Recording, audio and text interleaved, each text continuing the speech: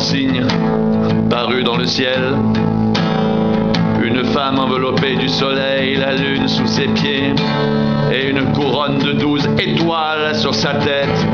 Elle était enceinte et elle criait, étant en travail et dans les douleurs de l'enfantement. Un autre signe parut dans le ciel, et voici c'était un grand dragon rouge de feu, ayant 7 têtes et 10 cornes, et sur ses têtes 7 diadèmes. Sa queue entraînait le tiers des étoiles du ciel et les jetait sur la terre. Le dragon se tint devant la femme qui allait enfanter afin de dévorer son enfant lorsqu'elle aurait enfanté. Elle enfanta un fils qui doit paître toutes les nations avec une verge de fer, et son enfant fut enlevé vers Dieu et vers son trône, et la femme s'enfuit dans le désert, où elle avait un lieu préparé par Dieu afin d'y être nourrie pendant 1260 jours. Et il y eut une guerre dans le ciel. Michel et ses anges combattirent contre le dragon, et le dragon et ses anges combattirent. Mais ils ne furent pas les plus forts, et leur place ne fut plus trouvée dans le ciel. Et il fut précipité, le grand dragon, le serpent ancien, appelé le diable et Satan, celui qui séduit toute la terre. Il fut précipité sur la terre, et ses anges furent précipités avec lui.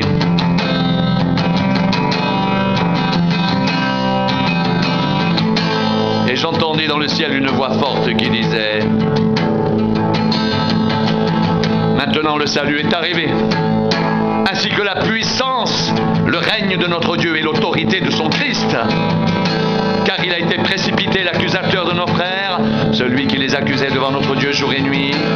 Ils l'ont vaincu à cause du sang de l'agneau et à cause de la parole de leur témoignage, et ils n'ont pas aimé leur vie jusqu'à craindre la mort. C'est pourquoi réjouissez-vous, cieux, et vous qui habitez dans les cieux. Malheur à la terre et à la mer, car le diable est descendu vers vous, animé d'une grande colère, sachant qu'il a peu de temps. Quand le dragon vit qu'il avait été précipité sur la terre, il poursuivit la femme qui avait enfanté le fils. Et les 2 ailes du grand aigle furent données à la femme, afin qu'elle s'envole au désert, vers son lieu où elle est nourrie un temps, des temps et la moitié d'un temps, loin de la face du serpent. Et de sa gueule, le serpent lança de l'eau comme un fleuve derrière la femme, afin de l'entraîner par le fleuve. Mais la terre secourut la femme. Elle ouvrit sa bouche et engloutit le fleuve que le dragon avait lancé de sa gueule, et le dragon fut irrité contre la femme, et il s'en alla faire la guerre au reste de sa postérité, à ceux qui gardent les commandements de Dieu et qui retiennent le témoignage de Jésus, et il se tint sur le sable de la mer.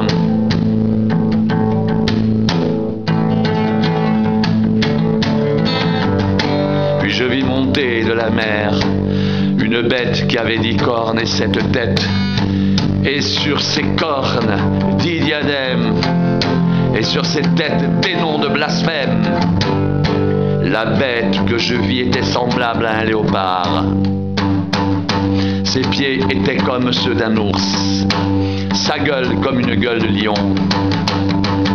Le dragon lui donna sa puissance, son trône et une grande autorité. Et je vis l'une de ses têtes comme blessée à mort. Mais sa blessure mortelle fut guérie.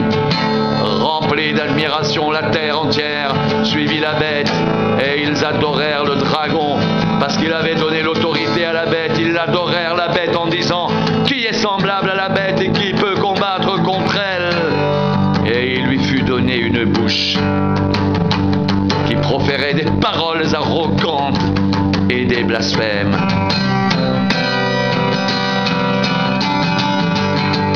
Il lui fut donné le pouvoir d'agir pendant 42 mois. Elle ouvrit sa bouche pour proférer des blasphèmes contre Dieu, pour blasphémer son nom, son tabernacle et ceux qui habitent dans le ciel. Il lui fut donné de faire la guerre aux saints et de les vaincre. Il lui fut donné autorité sur toute tribu, tout peuple, toute langue, toute nation, et tous les habitants de la terre l'adoreront.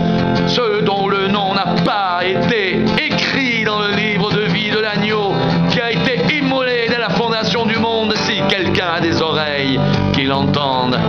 Si quelqu'un est destiné à la captivité, il ira en captivité. Si quelqu'un tue par l'épée, il faut qu'il soit tué par l'épée. C'est ici la persévérance et la foi des saints. Puis je vis monter de la terre une autre bête qui avait 2 cornes semblables à celles d'un agneau et qui parlait comme un dragon. Elle exerçait toute l'autorité de la première bête en sa présence et elle obligeait la terre et ses habitants à adorer la première bête dont la blessure mortelle avait été guérie. Elle opérait de grands prodiges jusqu'à faire descendre du feu du ciel sur la terre à la vue des hommes, et elle séduisait les habitants de la terre par les prodiges qui lui étaient donnés d'opérer en présence de la bête, disant aux habitants de la terre de faire une image de la bête qui avait été blessée par l'épée et qui vivait. Il lui fut donné d'animer l'image de la bête, afin que l'image de la bête parle, qu'elle fasse que tous ceux qui n'adoreraient pas l'image de la bête soient tués. Et elle fit que tous, petits et grands, riches et pauvres, libres et esclaves, reçoivent une marque sur leur main droite ou sur leur front, et que personne ne puisse acheter ni vendre sans avoir la marque, le nom de la bête ou le nombre de son nom. C'est ici la sagesse, que celui qui a de l'intelligence calcule le nombre de la bête, car c'est un nombre d'hommes et son nombre est 666.